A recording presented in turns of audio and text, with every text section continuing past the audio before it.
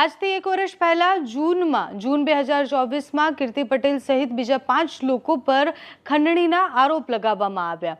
ફરિયાદ થઈ। ફરિયાદ વજુભાઈ કત્રોડિયા નામના વ્યક્તિએ કરી હતી। બિલ્ડર પાસેથી 2 કરોડ રૂપિયા ખંડણી માંગવાના આરોપ અંતર્ગત કીર્તિ પટેલ 10 મહિનાથી ફરાર હતા। એ ફરાર હતા એના પછી પોલીસે ઘણી બધી શોધખોળ કરી અને આખો કેસ આગળ વધ્યો અને આજે અમદાવાદ પોલીસે કીર્તિ પટેલની ધરપકડ કરી। કીર્તિ પટેલના ધરપકડ પછી જે વિડીયો સામે આવ્યા એ વિડીયોઝ ખૂબ ચોંકાવનારા હતા, કારણ કે ધરપકડ બાદ એમના મોઢા પર એક શરમ નામની વસ્તુ ન હતી।